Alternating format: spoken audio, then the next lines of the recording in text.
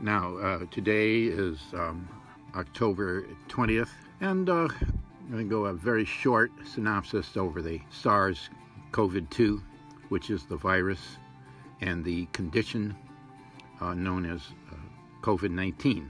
And that's when you have symptoms. But as you know, 85% of people who test positive from antibodies or antigens have little or no symptoms. The remaining 15%, they say they have symptoms COVID-19. But if you look at a list of the CDC's list of the supposed symptoms for the COVID-19, you see that it is totally ambiguous, because there are at least 20 different and diverse characteristics of diseases there. And they say that these are of the COVID-19, and if you have any of these, you should get checked out at a hospital and get tested. As you see, these include everything under the sun. So there is no unique marker to say if somebody has COVID-19 from symptoms. As you see from the list, there just isn't. And the CDC came along and said, we've discovered a new virus cousin of the COVID-19. It's more contagious, blah, blah, blah, blah, blah. Of course, a lot of paranoia there. If they have no unique markers of the COVID-19, how do they know there's a cousin to it? If you look at the list here, if somebody has all of these things, that's just not going to happen. That's crazy, right?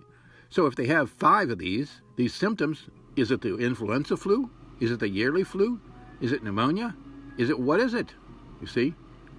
There is no indication that it's COVID-19, because there is no unique description of COVID-19 that you can say this is COVID-19, like you can the mumps. You understand? There is none. So how does the CDC say they have a cousin of COVID-19 when they can't even describe COVID-19? In the world, they say there are now 40 million cases of COVID-19. These people have tested positive. Well, many of these were antibody tests, and that's nothing. I mean, that doesn't mean you have the disease, nor had the disease, right? Doesn't mean you had COVID-19. It says that you were exposed to SARS-CoV-2, and your body developed antibodies to it, like it's supposed to do, like it does to all kinds of viruses all over the world every day. And you have so many viruses active in your body right now. The viruses are there, and they're being handled by your body immune system, and that's natural. Now, the first COVID-19 case, they say, was discovered or reported in China, in the Hubei province, right? Well, and then after that, cases started springing up all over the world. Well, they had tests all over the world that they were getting to test all over the world. The virus, COVID-19, was already all over the world, just like influenza flu is already all over the world, just like all the other viruses of the flu season are already all over the world, and they make their appearance, you see, all over the world. And the fact that you now have a test, and test it here and test it there, doesn't mean there are more cases being discovered. It just means you have more tests out there, and that's basically what exactly has happened. And they say there's been a cataclysmic increase in a pandemic, scare, because of the wild spread of the virus. No, it was the wild spread of the tests. You understand? And then they report deaths. Well, they're actually related deaths, because there's nothing in this list that would cause a death, you see. If this list is actually suggestions of the COVID-19 symptoms when it's active, right, there's nothing on there that would cause a death. But if you go, now many people are going to the hospital because they have a runny nose, a sneeze, a headache, or whatever, right? They're scared, they have masks on, they test positive, so they go into the hospital to recover, when there's absolutely no relationship between the COVID and the symptoms of a runny nose. They have an antigen test that, when it tests positive for the genetic material, CDC has said it only suggests that there may be the presence of COVID-19. See, that's the CDC's word, okay? And furthermore, little or no symptoms, okay? So you can test positive with little or no symptoms, but they put you down as a case. And if you have pneumonia and you test positive, they put it down as a death, related death, an excess death, in a number of terms, to COVID-19. And that's where they get all these 600,000 deaths in the world. You see, there is nothing on the COVID list there that would cause a death. But pneumonia, yes, people getting pneumonia all over the world, you see, and all other kinds of diseases that they have to recover from. And they put people in the hospital if they have an uncomfortable this or that, and they test positive for the. They put people in a bed in the hospital so they can recover from those symptoms. But those symptoms may be from nothing related to the COVID-19. They tested positive for the COVID-19 genetic material or antibodies, but they had symptoms because of a cold. You see, and they recover from the cold, you see, but they're put down as a case, and if they happen to die because they're elderly, right, they put it down as a related death from COVID-19. Well, yeah, this is what's happening. And so, of course, the governments around the world are shutting down the economy. And, and the Interbank people are borrowing, loaning tons of money in the Interbank, the Federal Reserve in the United States, $3 trillion alone, and then they went into the bond market with trillions, and they're making a ton of money off this. And this is why they're creating the paranoia, because this is what it's doing. It's creating trillions of dollars in the pockets of the Interbank group.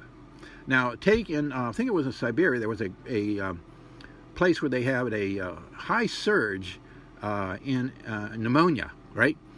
And they also had a heightened in COVID, people saying they had COVID. No, it wasn't, sorry. It wasn't a surge in COVID. It was a high test positive for SARS-CoV-2, right? There's a big difference. And so what they were trying to do, CDC came in and say, well, of course, with pneumonia, there's a number of different viruses that are within the pneumonia group. And what they were trying to do, CDC, is say, we want to put this down as COVID-related illnesses, and deaths, right? Because they had 600 deaths or something like that in this area. But the mayor said, no. See, there's some people who realize what the CDC is doing is nonsense medicine. He said, no. Pneumonia is pneumonia. It is not caused by COVID nor SARS-CoV-2.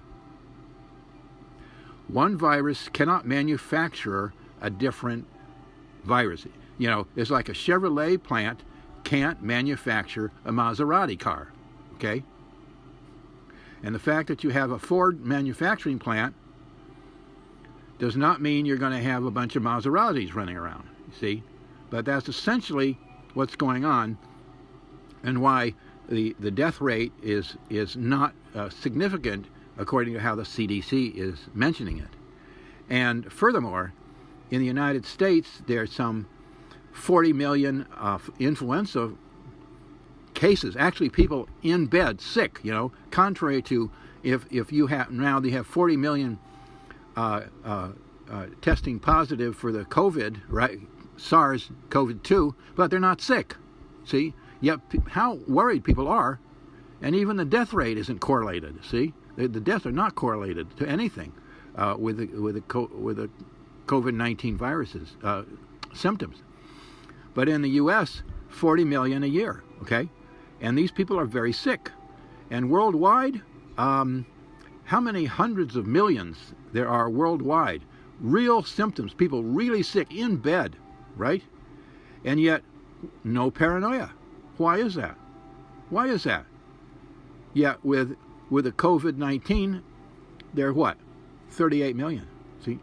Now 40 million, I think it was the other day they have, See what I'm saying? This, and with little or no symptoms. So, and if you look around and you'll see the influenza flu, people, blowing their nose and, suffering and all that kind of stuff. And you see it in the community. But nobody's wearing masks. And it's a virus. But with the COVID, SARS-CoV-2 virus, people are wearing masks, but where is it in the community? I mean, at large. When you walk the grocery, you see anybody suffering, see? Well, again, given the list, given the paranoia, the extreme fear that people have been instilled in them. If you look at the list here, when people see, it's just like copycat stuff, When one thing can happen, and another person will copy it around the world and all kinds of stuff, okay? It will elicit all kinds of copycat behavior. And when you have this extreme paranoia and you're shutting down the world economies left and right, and people can't even go out of their house anymore, and people are being encouraged to stay in their house. I mean, how ridiculous is that? And so they look at this list and they say, oh, I have something, and they go to the hospital, right? And they test positive, and all of a sudden there's an outbreak in the community. That happened at one of the gyms, I believe it was in Ontario, right? Somebody tested positive, and all of a sudden they had 65 people, an outbreak. No suffering, no hospitalizations. They just tested positive. Well, what's the big deal? Why don't you test for other viruses in people's bodies? See? And maybe those are what's causing symptoms and headaches and so on. Yeah, because they do. See? There's absolutely no correlation, no causal mechanism between SARS-CoV-2 and COVID-19 actively. See? They have no test. The antigen test, the molecular antigen test, do not indicate the actual presence of the activity of COVID-19. Furthermore, they say they know an incubation period, right? Yeah, well, they don't. There is no test for an incubation period. You understand? Yeah, but CDC has said, Harvard, Johns Hopkins, there is a incubation period? No, they don't have a test for that, and they don't know. See? And then they want us to have an incubation period and a contagious period, see? And they don't have a test for the contagious period, nor the incubation period, but they're telling us that they do. But they don't. There is no test for that. And furthermore, the test when there's an active disease, when it's supposed to detect, when there is an active disease, the antigen test, the CDC says right out there, if the presence in an antigen test, if the presence of genetic material is detected, it may suggest that there may be an active COVID-19, okay? But again, that doesn't mean there are any symptoms, you understand? That's right. See the wording, see how the CDC is getting away with this paranoia? Because even if you have an active COVID-19 in your body, an outbreak, that does not mean there are any symptoms.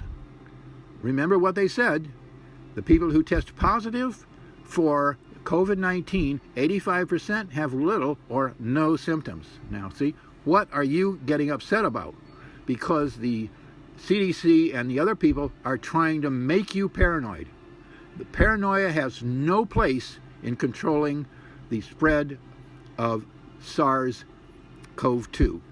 Okay, this isn't like the MERS where they had a 39% mortality rate. That's a completely different virus.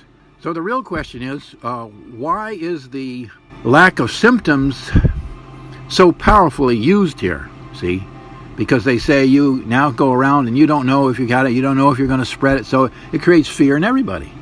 And the masks don't do anything, and that's what they say. You know, washing your hands does, but you cannot control the spread of SARS-CoV-2 any more than the influenza flu, the yearly regular flu, seasonal flu, colds. You can't control these things, you know. The Ebola virus, yes. The mumps, yes. Polio, yes, right? These things you can control, okay? But you cannot control some types of viruses, okay? And you get the UK Prime Minister saying, we will defeat this thing. No, you won't. You know, you're not going to stop the spread of SARS-CoV-2, you know. One of the things that's so difficult is because it's got no symptoms. See? See, that's right? That's, you see the list of symptoms? Well, why are there a list of symptoms when 85 has no symptoms? And any of the people going to the hospital have you can't show that they have symptoms either. It's usually something related to them. And there are no symptoms that are on this list that are there. It's just, you know, it's just nonsense. But the Interbank group out of Switzerland are making a ton of money because, for instance, in the United States, in the stimulation package of $3 trillion that the government sent out, it was actually printed up in computer dollars by the Federal Reserve Corporation, which is a branch office of the Interbank people out of Switzerland. And they sent the credits over to the federal government to send them everybody with $1,200 checks, and then they now charge interest on those computer dollars that they generated right on their computer. Isn't that a scam? But it's legal. The U.S. Congress gave them the right to do that, and they have the monopoly to be able to do that. And then they went into the bond market and did this similar thing. And now they're taking more of it, see? And this is going to cause an extreme devaluation of the U.S. dollar, and it's already going down. And this is an effort just to get to China and other of interbank branches around the world are making a ton of money off this. You don't have to speculate on motivation. This is just the mechanism. This is just the mechanism. The paranoia is contrived. The paranoia causes shutdown of the economies. The governments borrow money to pay their workers. The currencies get devalued, in particular the United States dollars. Okay, and this undermines the Chinese government and economy, which has been a target of the Western powers since the Opium Wars in Vietnam and Korea and etc. Okay. It's just a continuation of the West to trying to pummel the East, and the amount of money that's available in the trillions in the Chinese government and the trillions in the Chinese citizens. And that's basically the upshot of the COVID-19 symptoms. The basic one is greed on the part of Interbank, and it's hard to mask that.